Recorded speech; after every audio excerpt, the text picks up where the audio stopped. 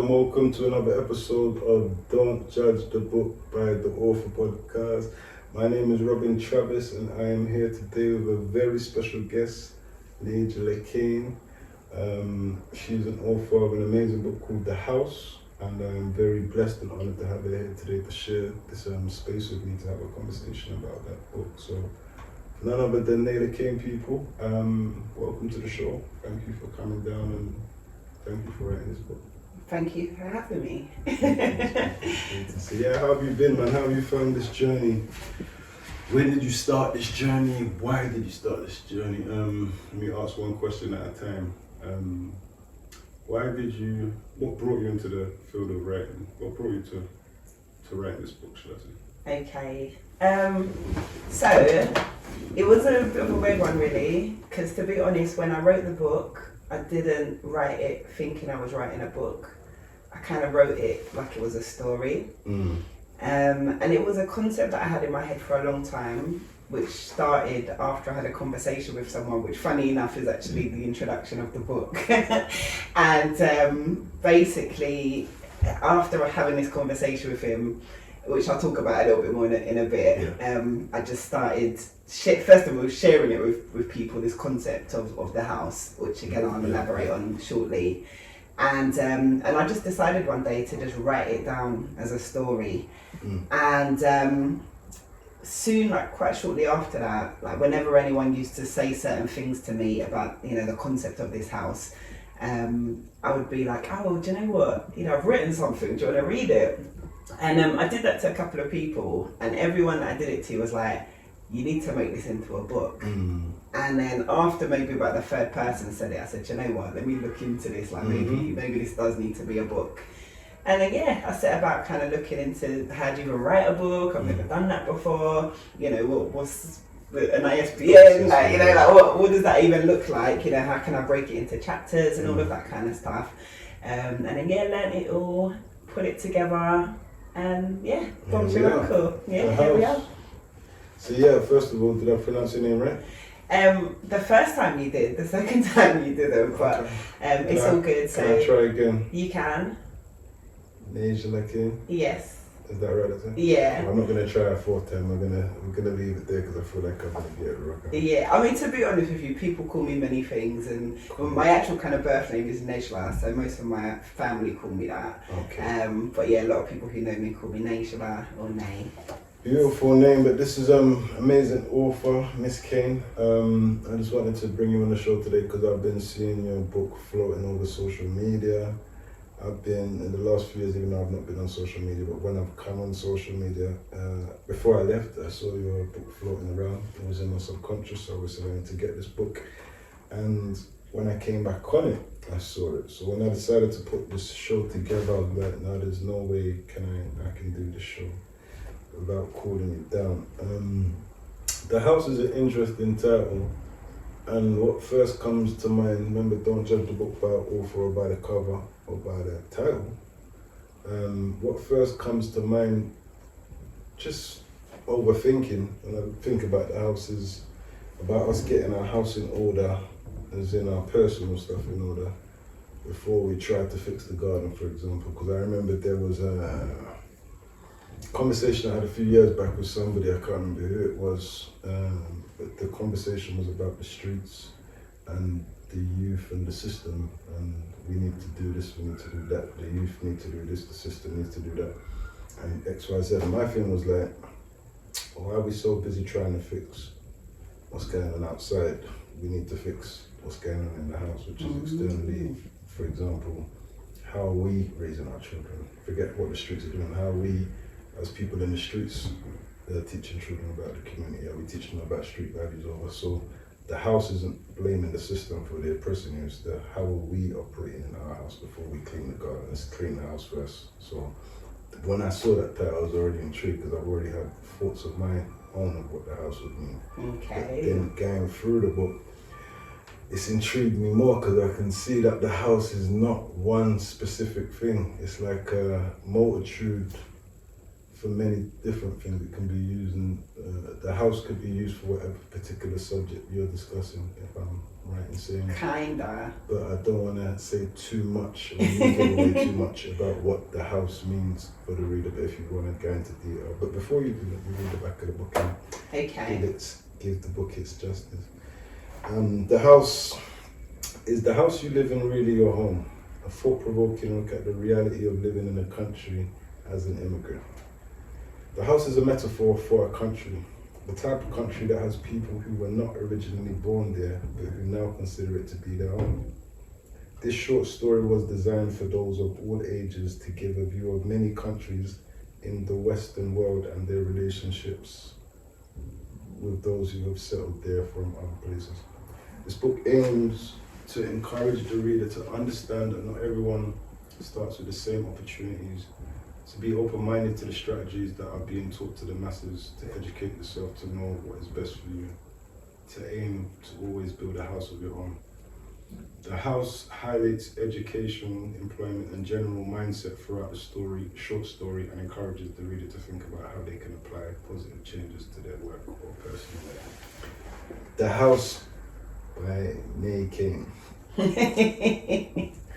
Would you like me to give you a top level overview of Please, kind of what that's the book's about? Exactly what I would like, please. Yeah, fantastic. So what you said first of all, with reference to getting your own house and all that, I absolutely love that, because what I have found is people who read the book interpret it in their own way, and that what you said, fantastic.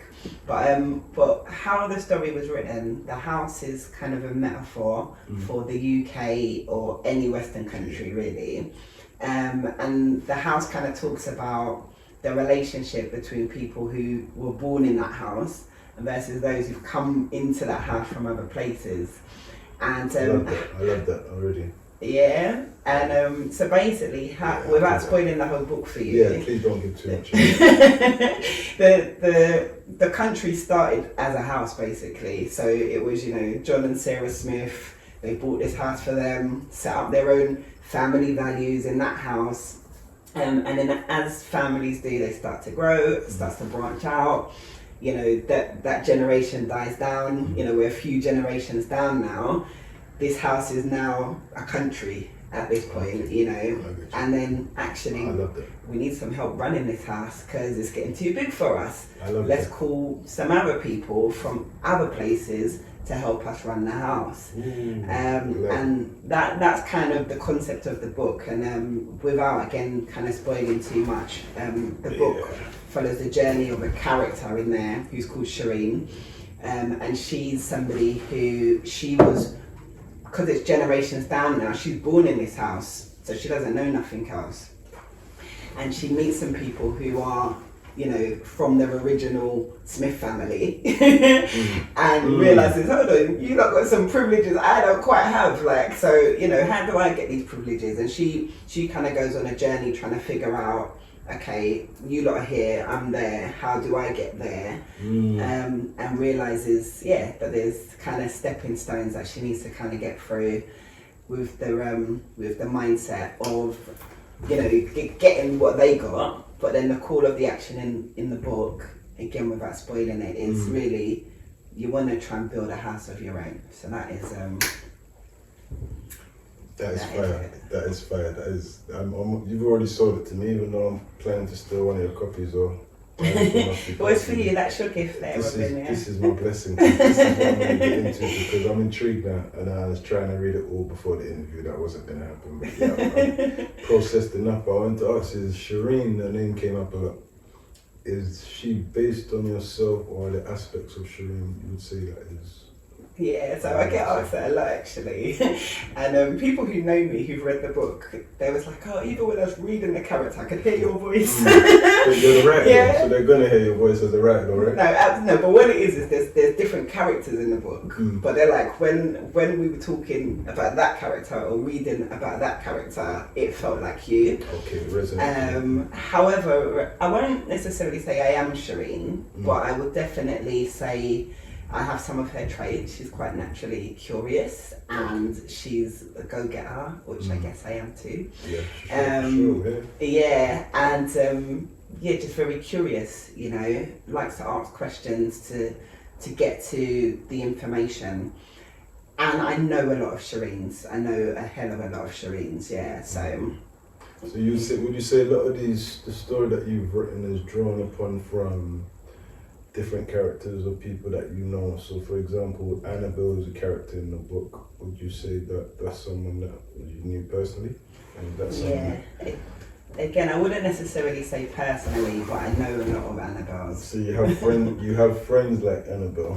Yeah, I'll say friends or associates similar to Annabelle. Annabelle's character, for those who don't know, is that of someone I suppose is a part of the house and has a privileged position. So my thing is, how did it make you feel? Sorry. That's okay. How did it make you feel having been around people who had everything handed to them? Have you ever had that in your own personal life? Yeah. You know, I guess I want to start by saying, like, I know what's the right term. You know, I don't mind hard work, right? So I'm going to start there. Yeah. I don't feel like everything should be handed to anybody. I think there's always an element of work that needs to be done. And I equally don't believe that every Annabelle has everything handed to them either. However, you know, based on the book and how this story goes or whatever, and the experiences that I've had and seen, and you know, seen other people be a part of, it just depends on the individual. But for me personally, if I ever feel like I'm in a situation where things are not handed to me, it makes me work harder. So that's kind of just who I am as a person. I'm not someone who will dwell on what I don't have. I'm gonna figure out how to get it. Yeah, so briefly back to Annabelle. My thing was, I don't want to give away again too much of the book, but Annabelle's potentially someone who is of a privileged background, and I think the house, as you said, talks a lot on not being a house, being representative of a country. So as you said, immigrants coming into the house. Sometimes people overlook the house that they live in, and I think when you talk about Annabelle, I don't want to give away too much or say too much either, but what you've done for me as a writer is given the reader a beautiful way to look at privilege that they might have, that they may have overlooked. Underprivileged is looking at not having such an entitlement issue, where everything's, I'm entitled to this. So you've managed to cover from that, flicking through both sides of the coin of how this house can really operate properly, regardless of who's living in the house. So that's my understanding. Absolutely. I've always had the feeling, if you don't like a house, move out or build your own. And I haven't read the book yet, but I will be saying this now. I'm going to read the book within a week and give my review. And I don't want to give too much when I give my review either. I'm going to give a review where you still know you need to get the book and read it yourself, but I'll let you know my honest views, and it's only going to be the truth. That's good. Can I also say it's a short story, so it will take you all of 2 hours to read it. So it will take a week. It will take a week. It's a short story. It still won't be like a quick read for me. It's processing and digesting, and I like them small books as well, but in terms of short reads, especially because I don't have to keep going for weeks to try to finish it.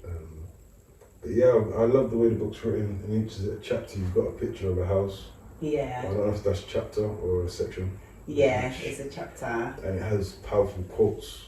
Yeah. And one of them was to repair broken men.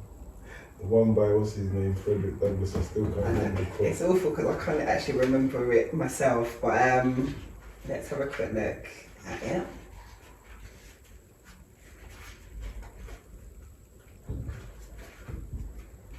It's near the back.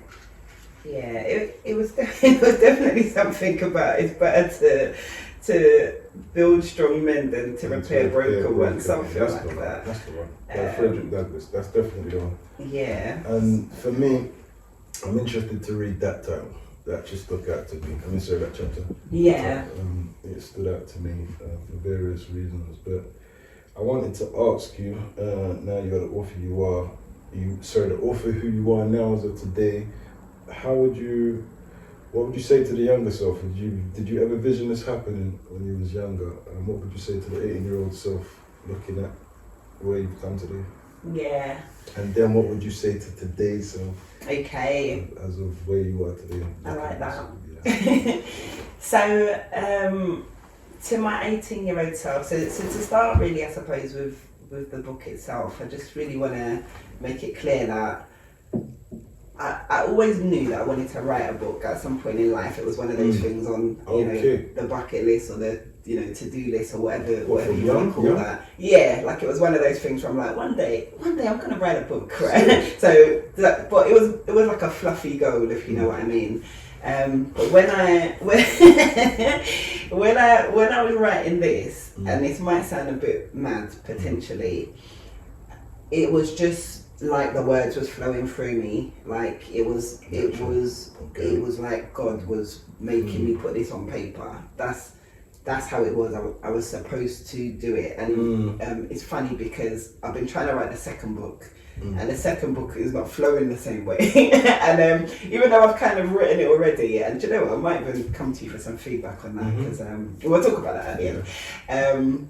But it's just the way that I wrote that one, it was just so effortless. Could I ask you before, I know I asked you a question before to just as you told. Yeah. Would you say that's because you're not feeling the feel from God to tell you to do the second one, or do you just feel like you might be trying to do it faster than he's telling you to do it? I think the faster one. I think it's supposed to happen in its time, but I'm trying to force it because, do you know what? I've got one book out and I want the second one out, and everyone's like, when's the next book coming out? And pressure. So so maybe it's the pressure. Yeah. And also when you read this book, as a lot of people have said to me, there's so many kind of light bulb moments in the book, like and I think in the second book, I did finish writing it, but I didn't do the top tips at the back, and we could talk about that after, because I got some top tips in this one. I remember I gave it to my little sister to proofread, and she was kind of like, you're spelling stuff out too much. She's like, in the first book, you gave the reader the opportunity to figure it out. You're telling them how to think in this one.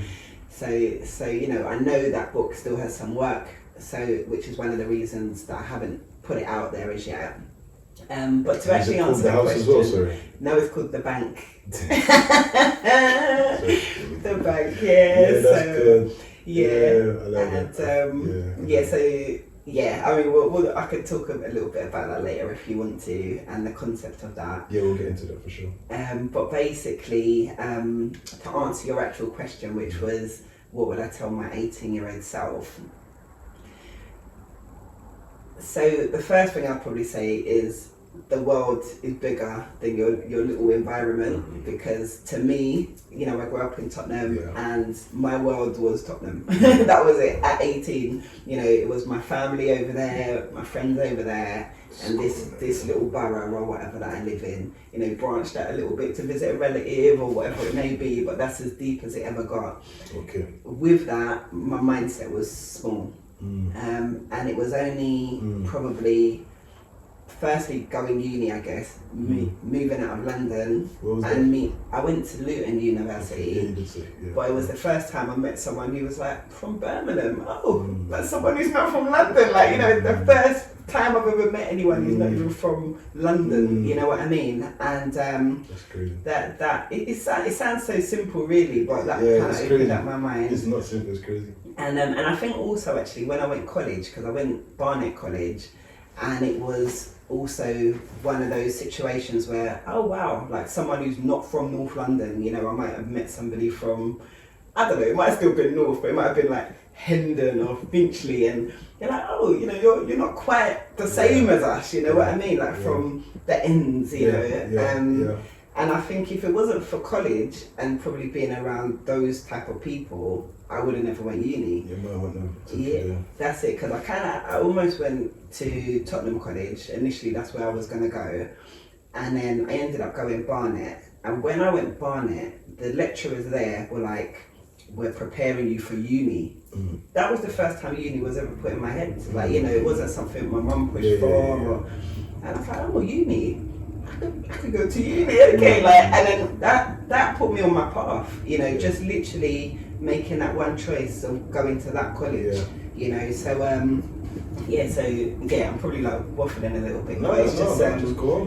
It just really makes you go, oh, right, okay. So and then you would have said to the younger self, not waffling at all, you would have said to your younger self at 18, look man, the world's bigger than Tottenham, which is what a lot of people need to hear. So I don't think it's waffling.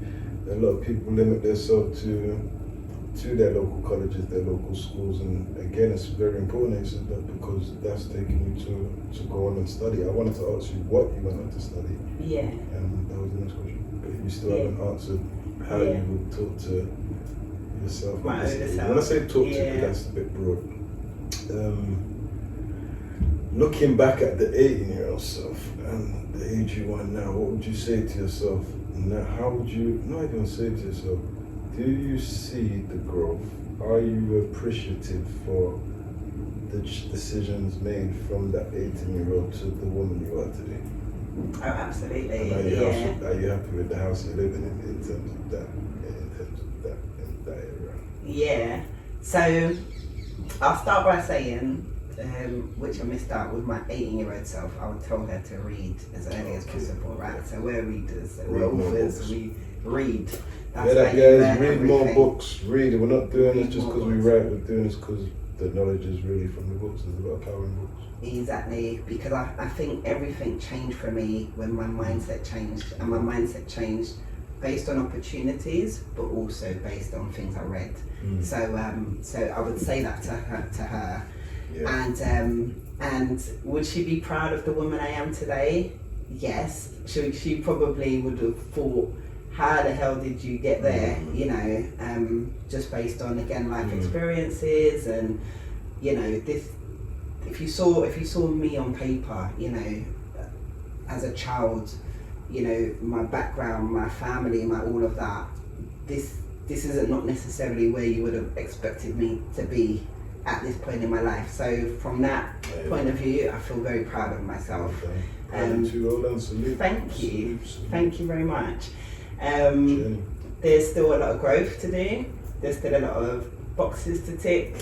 And you know, we briefly touched on this earlier today, but I feel like, you know, there's stuff that God wants me to do, and that's really what my mission is. That, you know, I don't always know what it is, but I have this saying which I kind of stole from Oprah, to be fair, but she said something on the lines of, you know, if you're not sure what you're meant to do, just do the next best thing that feels right, because that's kind of keeping you on your path. You know, if it doesn't feel right, then and I'm big on that. I follow my gut for everything. Yeah, it's a good moral compass to follow. To be fair, it's a good compass area to follow your gut instincts.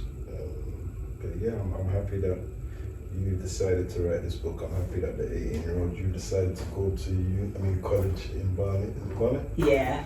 And go out at the end, so to speak, because we're always limiting ourselves to the area we was raised in. So yeah, I'm happy you wrote the book. I wanted to know, who was the book initially aimed at? So who is it written for? Yeah. Who was your target audience when you wrote it? Who did you have in mind, and who do you have in mind now? Is it still the same people?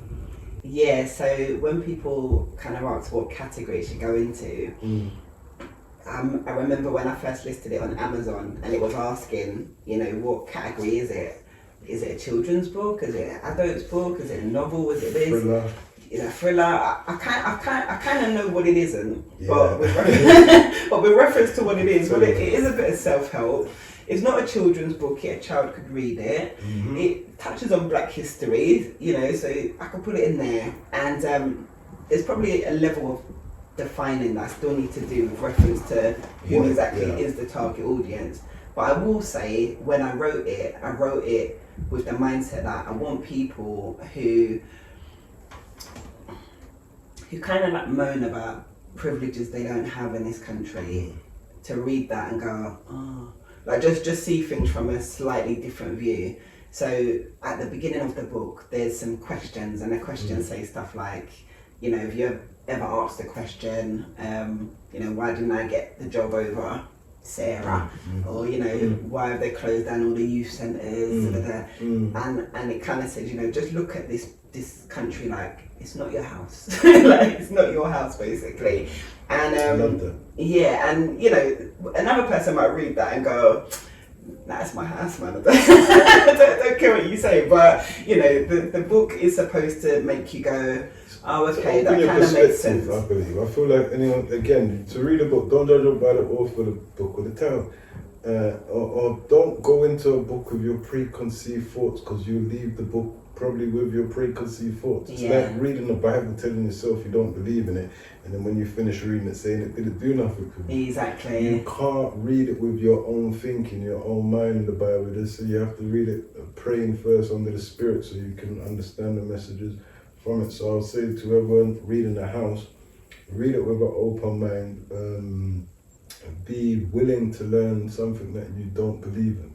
Be willing to see outside of your own perspectives. Be willing to just to listen as you would when someone's talking, but not just listen, hear. Listen attentively, be able to process the information. That's why I'm happy it's not a thick book. It's enough for you to, as the reader, to dissect and taking the information to then really understand what it means, the concept, and that's what I'm looking forward to doing. I've only, again, proofread, and even from speaking to you, I won't say I understand what the house means. I'm not going to sit and say I fully get it because I haven't read it, but I'm very intrigued to wanting to know. And the more I talk to you, the more I think I gauge where it's going, and I love that people's not just feeling, like I said, entitlement. Sometimes it's Black British born, and I don't like British. I was born being black, being born in Britain. It's not my house, so that's why I don't like the word British. It's not like I'm being disrespectful to British people or denying the fact that I was born in Britain. My bloodline isn't British, so it's not my house. I was born in someone else's house. People are born in houses all the time. And my thing is, do I come to that house with a attitude of arrogance or what it was like in my house and why I want their house to be like mine, or do I go and build a new house? So I don't know what this book, I'm not going to say that's what the book's about, but I'm going to say whatever it is, if I go into this book with my preconceived thoughts, I won't come out learning nothing. So people, please take this book serious. I've heard so many good things about it, and that's why I had to ask the sister to come and be on this platform, because the house is killing the game. I want to see the garden, I want to see everything, the front I want to see everything, but right now we've got to work with what we can work with, and I'm looking forward to the next book, and even being able to, I'm honoured to be asked to, a lot of people do ask me, but because of their intelligence, I'm honoured to be able to look at it and give an overview to whatever I feel, because sometimes books are ready as well. Sometimes what the reader is looking for in your second book. And that's a question I was going to ask you about, the pressure of writing a second book after writing the first hit, because this is a hit. When you release your first hit, the pressure to continue in that is very heavy. But going back to my point, just not to rattle on, but I don't want anyone to think that the second book has to be anything like the first book, because that's why the first book's there. If it doesn't read the same, if you're giving more, maybe that's why I'll be able to gauge when reading it. If you're giving, maybe it needs that more. Because we're taking steps, like I said to you earlier, there's levels now. We can't stay on this level now. We've already graduated this level, so there's steps now, so get with it. But I don't know until I observe. Do you read it? Yeah. I mean, I could give you a very quick overview of the second book if you want. So like I said, it's called The Bank. Now there's a character in this book who's called Uncle Nelson, and he works in the bank, as in like, you know, the Bank of England or whatever. So the second book is based on his character, and he is kind of Windrush generation. So he has his own trials and tribulations in the book, but also he has a son called Jamal, and there's his son's called Joshua, and his son's got a friend called Jamal. And they go through some stuff. Again, I don't want to spoil the storyline, but there is a bit about, you know, them being sent to what I called them. I think I called it the let me remember the abbreviation. So the SHC, SHC. That's what I called it. In the book, which stands for the Smiths the SRC, the Smiths Rehabilitation Centre. That's Okay. where that's so they get sent there at some point, and it talks about how, you know, lots of different people get sent to this place if they're not following these Smith values, basically. You could be any age to get sent there. There's families sent there, you know, if you're not doing certain things in education, you get sent there. If you've done, you know, a crime or whatever, you get sent there. And there's a whole story around that. I won't spoil it, but yeah, there's some stuff I've put in there based upon my own knowledge and a little bit of research that I've done from people who I've spoken to. But I think you would probably be able to add some good insight into those chapters. So yeah, we'll definitely catch up about that, I think. Yeah, no, I'm already intrigued because when you said the bank, initially my brain took me into she's playing games. I thought, is she now gonna talk about the financial situation of our people? And if she does, she's killing the game, because first it's understanding yourself, then it's understanding the situation you're in, then it's understanding economics and politics. And I'm never one who's ever understood anything about politics. People always say to me, what do you know about politics? I'm like, I don't know, I don't care, I'm not interested. That's my ignorance, that's my free the government. Actually, the government, go back to tribes. However, I know if I was to study just a fragment of politics, what I would have to say on the matter would probably be important. But I just don't believe in it. So, going back to the point I'm making about this book here, it's like I said, you having to write your second book, there is a massive weight on your shoulder in terms of having to write that second book. But for me, if it was about financial gain, I'm thinking of what black people had to go through in terms of trying to get a loan from the bank, and no dogs, no blacks, no Irish, and I was told black people couldn't get a loan. A lot of them been accused of being lazy after coming in, but they couldn't get a loan. You couldn't rent a house. No blacks, no dogs, That's why they no set Irish. the whole partner system and all that. And that was going on. Big up my granddad, and rest in peace, I never knew the guy, but I heard he set up a Caribbean thing in Birmingham with Rugbyans when he first came, and Amazing. it was one of the first people having Caribbean conversation. I'm only finding this out later now, so Yeah. the genes, it ran back down. But I really think that the bank, if it is about money, and I don't know what it's about, I'm looking forward to reading it, but whatever you do now, because I'm just going to say this, a real creative for me is not one who just does one piece of the puzzle. There's multiple pieces of the puzzle. This is piece number one. Yeah. The fact that you have the creative intelligence to say, I'm going to call one the garden. I already know it's going to be good. It doesn't. I mean, the bank's I've got the garden in my head because I've been talking about the garden for years. I've been saying that the garden needs to be cleaned after the house. I've been saying that to myself from young. So you have to work on yourself before you try to help the world.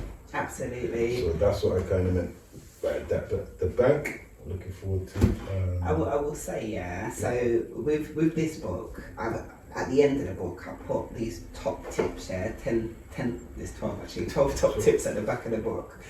The reason I did that is because a lot of people read the book and then they're like, okay, we get it, but what do we do? Like, you know, what next? So I was kind of like, let me just put these top tips in as to like. Oh, that was when you reprinted the second edition, right? No, so I did that from the beginning. So okay. It was more the people who proofread it at the start.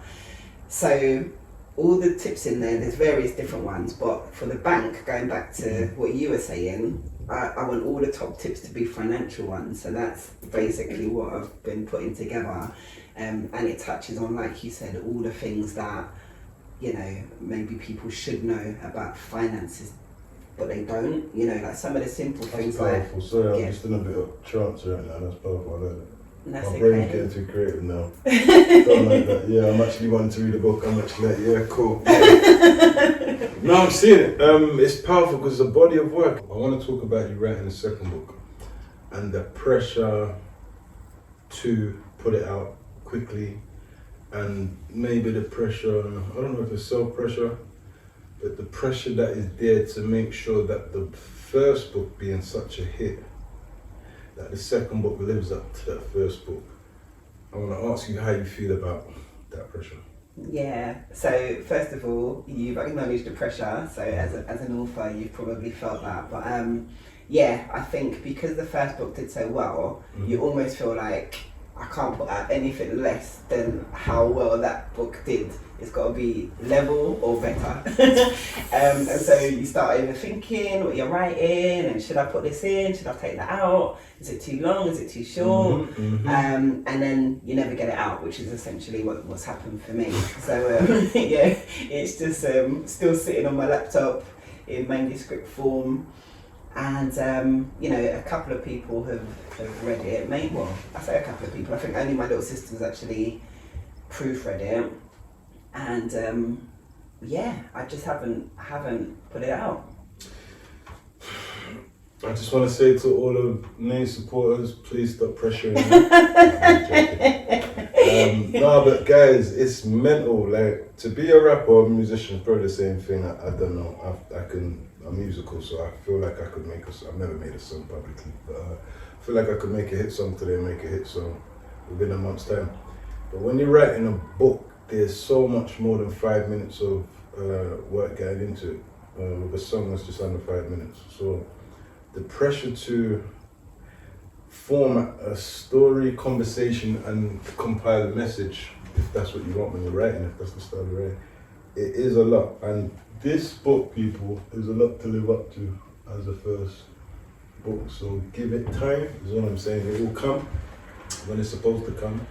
And as Ney said, she feels like God helped her to write the first book. So you can't put a time on when God's going to tell her to write the second book. It could all be 10 years. I'm not saying it will be, but I'm just giving an indication of in story. What's is it a day to us is 40 years to God or something like that. I can't remember the time, but yeah, just give it time, people, seriously. But yeah, we are all looking forward, myself included, even not fully reading this properly.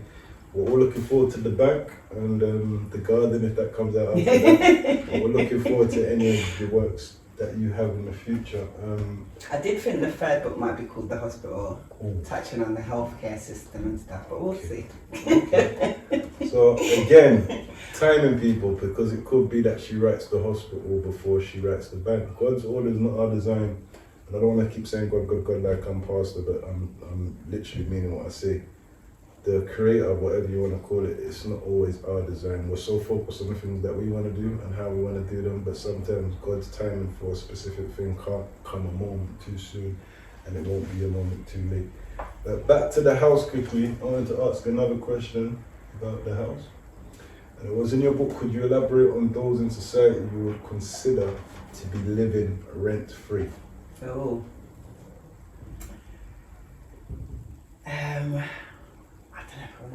I feel like I know the answer. Yeah. I don't know the answer on camera. I feel like I know the answer. Scrap that question as well, because I'm gonna have to. One thing I don't know if you're gonna cut this out or whatever, but one thing with the book is that I want some people to come up with their own conclusions. So I don't want to talk too much. And that person who wrote that question, they read the book first when they asked me that. So they was allowed to ask me that at that point, if that makes sense, because they already knew. But if you haven't read the book, then I don't want to answer that question. And that's why I said I don't want to even say my answer, what I think the answer to that. Based on what I think the meaning for it, I think I know what the answer for that is. But then even that, with that answer of those group of individuals, I'll say living rent free, there's still more questions to why the house wasn't designed for them to not be a part of it in the first place. Yeah. But I'll leave it to you. So, you've done a lot of prison talks. You've done a prison talk. A few prison talks. Warren Hill. You visited Warren Hill and you spoke of having a small property portfolio. What made you want to go into property investment? And you were saying beforehand, it was on air that you are into property investment. I didn't mention that on camera, so say that first, that you're involved in property investment. And that a lot of people, when they first heard about your book, they actually thought that you was talking about property investment and everything. That's what the book was about, but it's got nothing to do with that. I just wanted to clear that up. It hasn't got nothing to do with that. What made you want to go into property investment? And you spoke about Warren Hill. Tell me about your visit at Warren Hill as well. Yeah, sure. So I'll start with elaborating on what you just said actually, because I do bits with property. There's so many people who they always say to me, "Oh yeah, your property book, the house," and I'm like, "No, it's got nothing to do with property." As long as that isn't from people who have bought it, and then when you say to them what you think about, yeah, it's a good book on property. Yeah, honestly. You know who's lying. I wouldn't even tell them what it's about. I would wait for them to tell the lie. I'm telling you. The funniest thing is, I always know when someone's read it. So when it came out, you know, I've got a lot of kind of friends and family, so a lot of people bought it just to support, and you probably experienced that as well.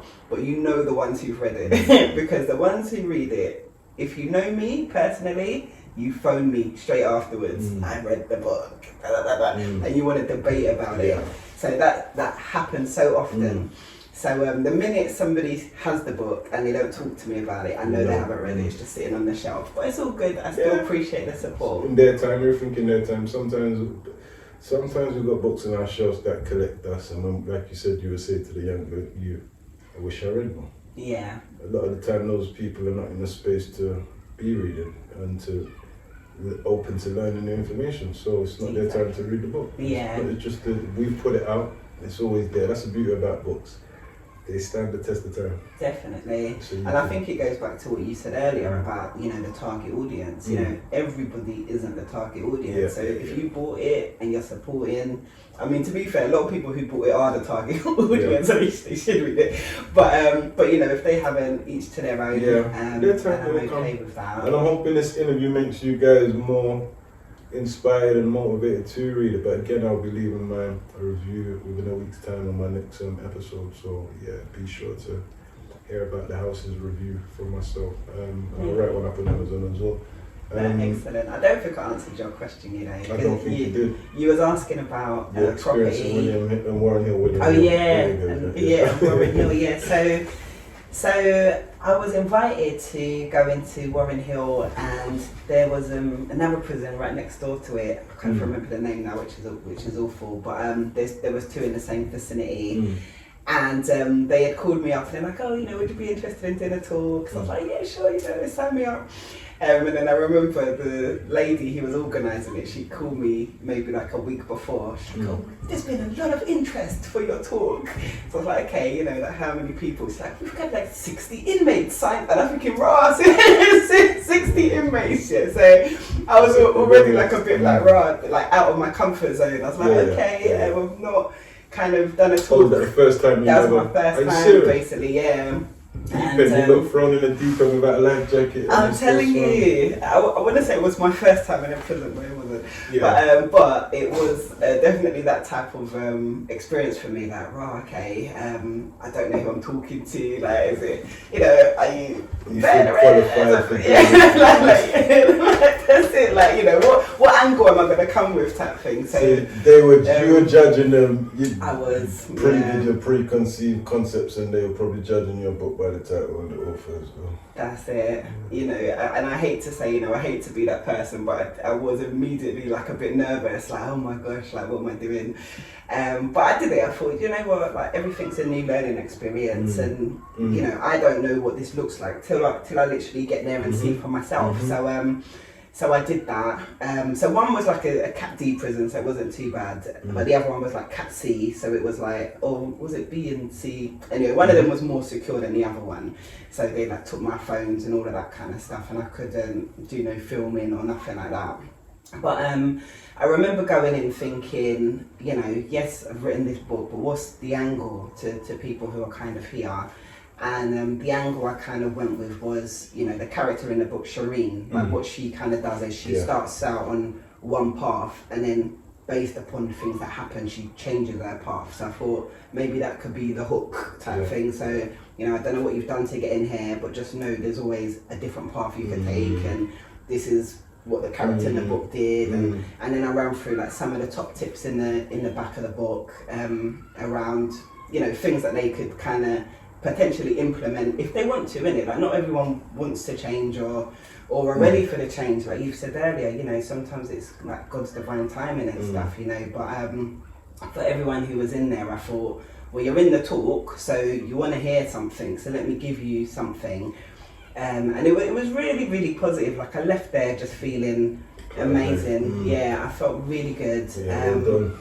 you know, the questions coming through was just like, I could just tell people was really engaged in what was being said. And as you know, I think, you know, they asked me to feature in the prison magazine afterwards, and yeah, I was going to say something, but I'm not going to say it on camera, but yeah, so cut that bit out, but basically, but yeah, it was really positive, so I guess I'll leave it there with reference to that. Awesome. And the final part of your question, sorry to keep going on, you asked me about the property stuff, you know, what made me kind of go into that.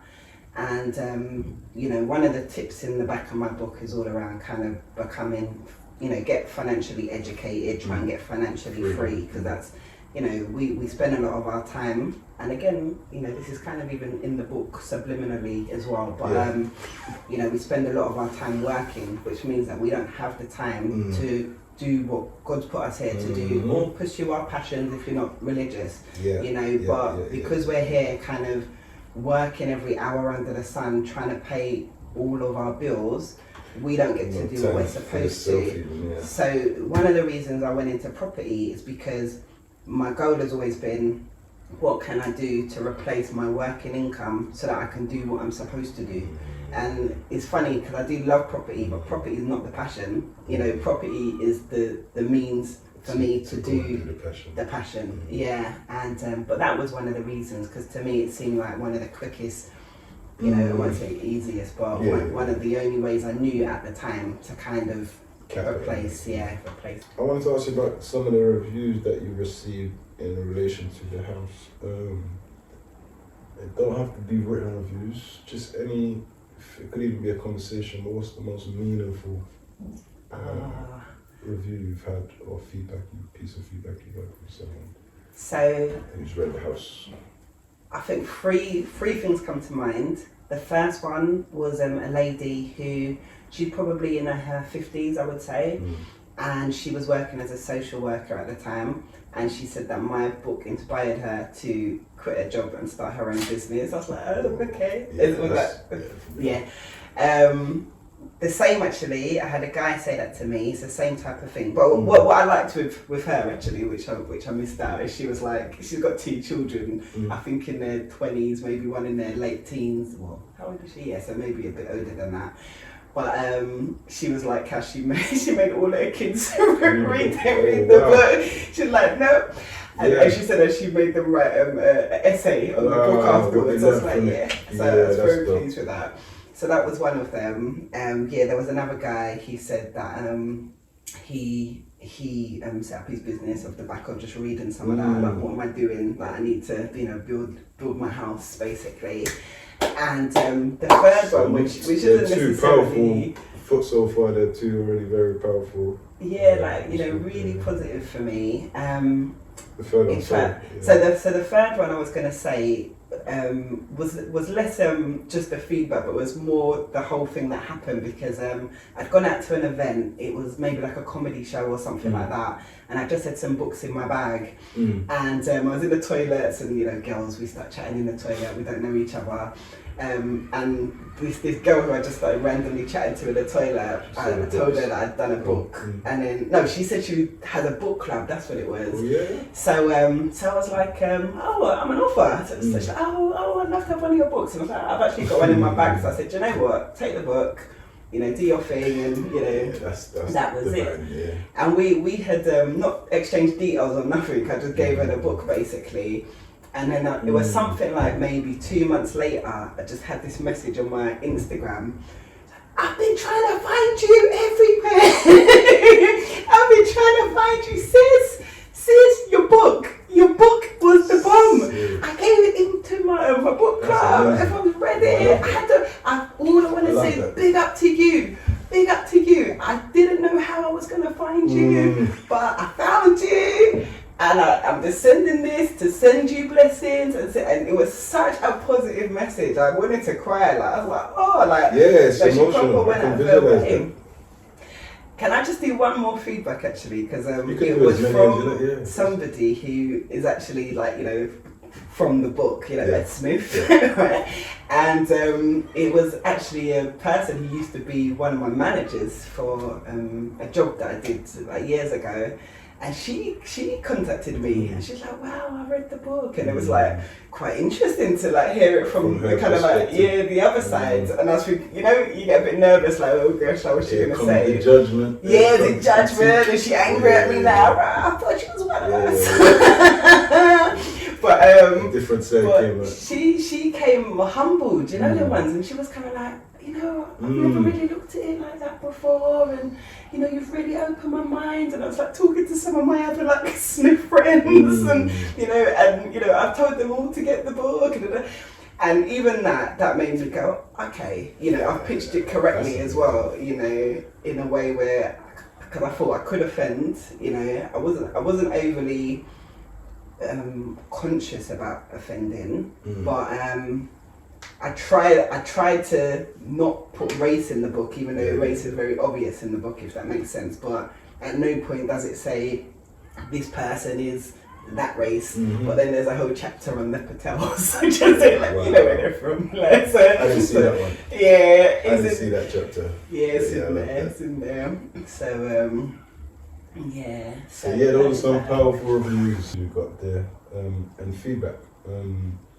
One of the feedback he was talking about, I think I prefer the feedback that is coming from the person who was on the other side, so to speak. So you say the Smiths, Patels, but I like constructive criticism. I don't like unnecessary criticism.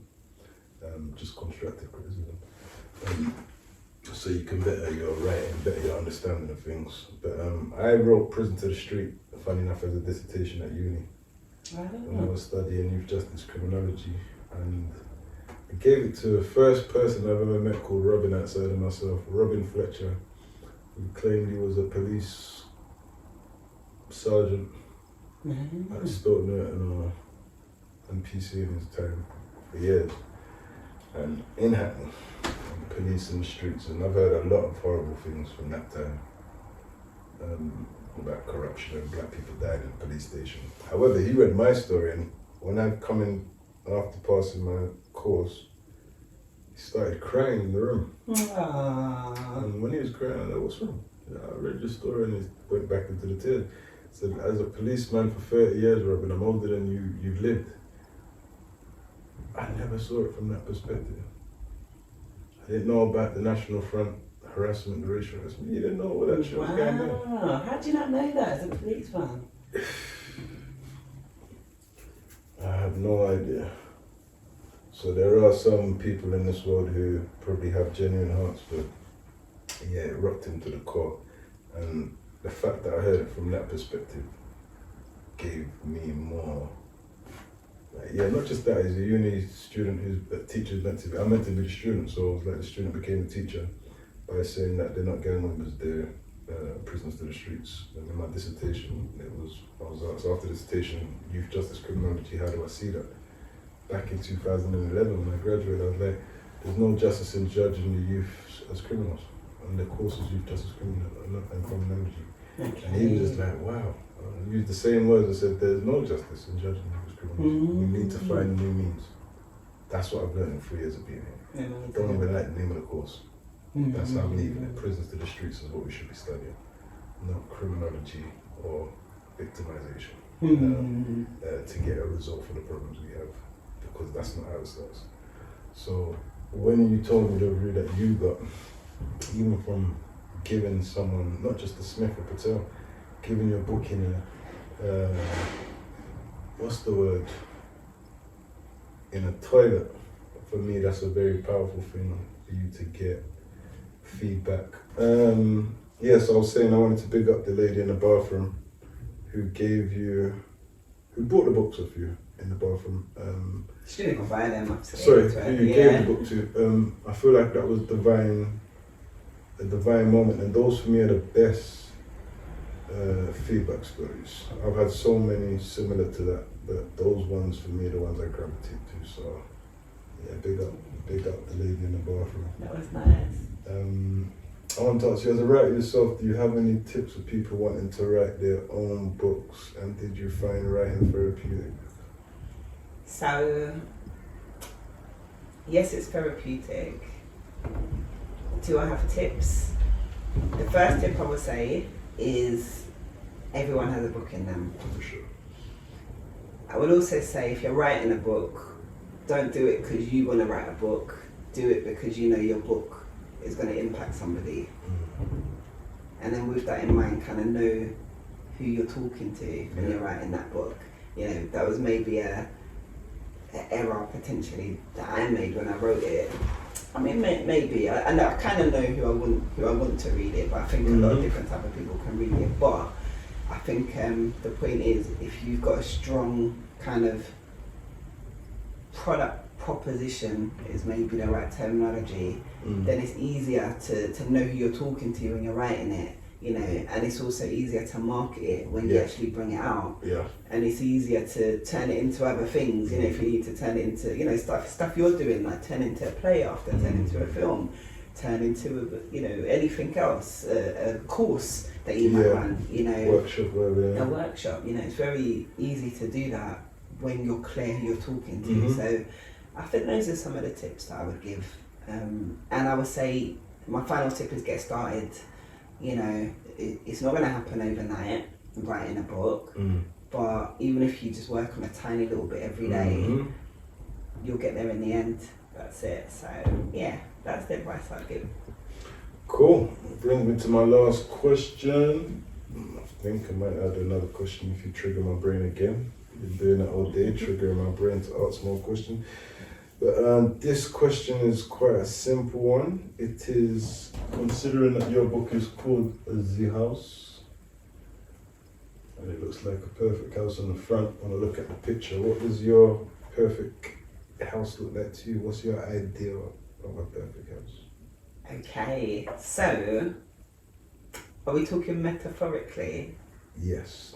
Okay, so I guess for me it would be an environment where everyone is working harmoniously, collectively trying to build something, whatever that looks like. So when I think about, just to kind of draw out maybe the Jewish community, you know, they live in England, but they have a strong community wherever they go. I say they live in England, obviously they live everywhere. They live in their own house in England. Yeah, but they live, that's the point, like, you know, they have their own house in the house, basically, and everything that they do is first to complement their community first. And it's not to say that they don't help others, or they don't work with others, or they're just helping out the people that, like you said about using the analogy of the house, the people in the house that they came in the house with. They just look after them. The room that they're not even renting, that they bought. They bought a house in a room in their house, and they're not trying to really socialize with everyone in the other rooms, but they're still building their house, which makes everything work cohesively. Absolutely. If you really check it when you say everyone working together. That's it. And there's kind of like a whole chapter on that, to be fair. You're too deep, you know. I'm not I want to say I'll invite you back again, but I don't know.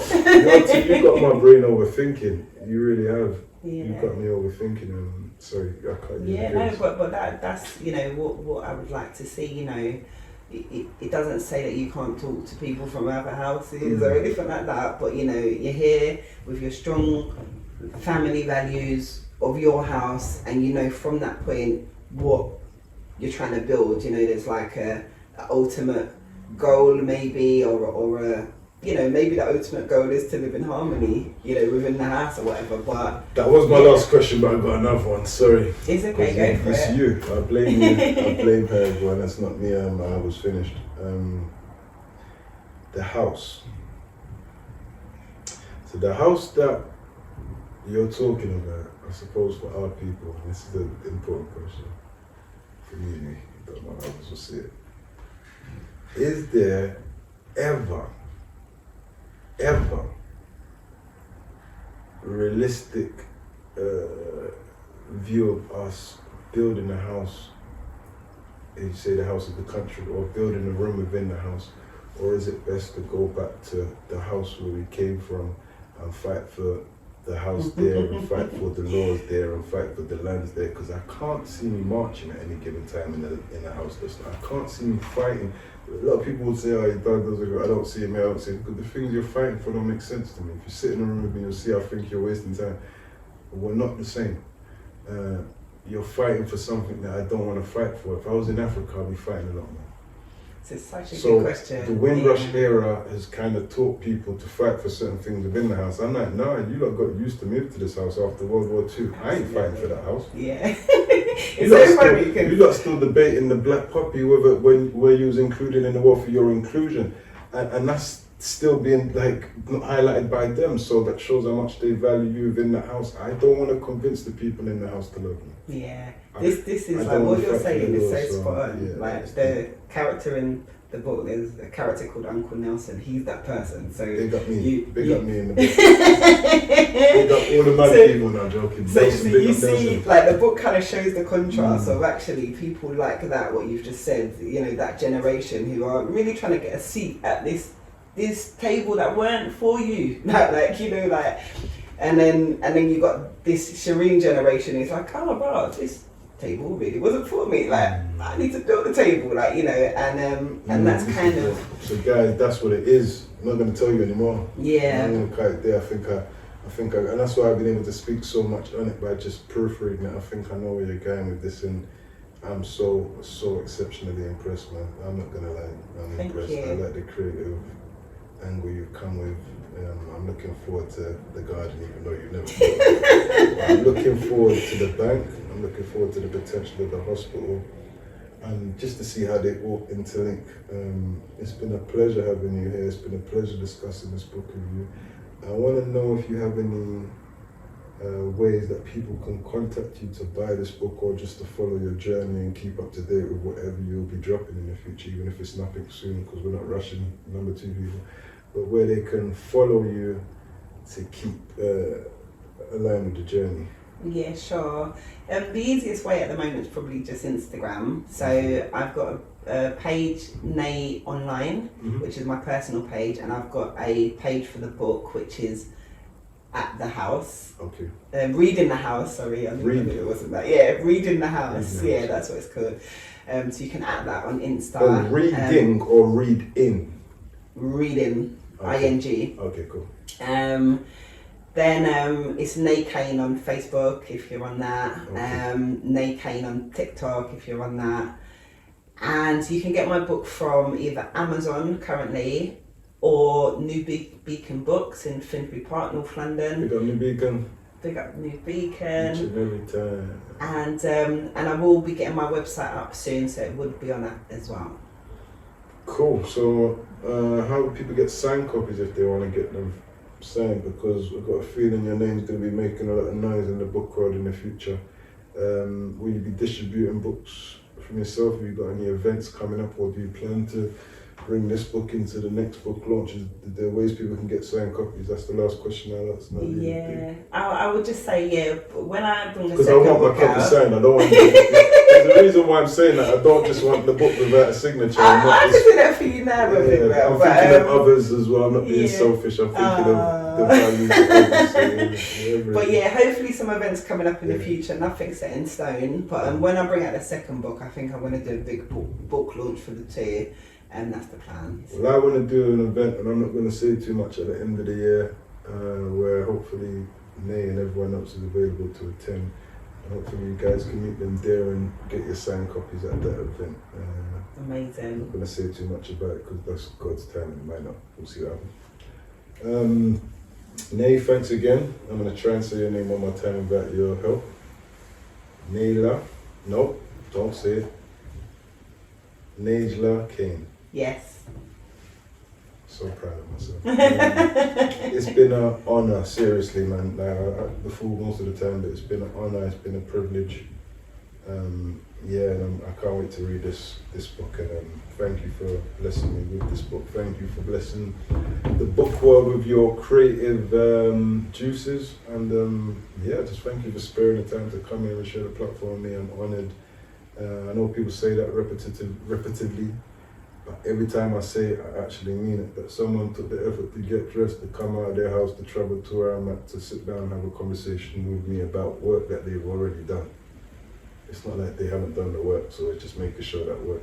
So I'm already appreciative for that fact. So Neighla Cain, thank you very much. Thanks for having me. It's been an honour, it's been a pleasure, and yeah, look forward to seeing anything else you got coming in the future. People, the house, and we are out.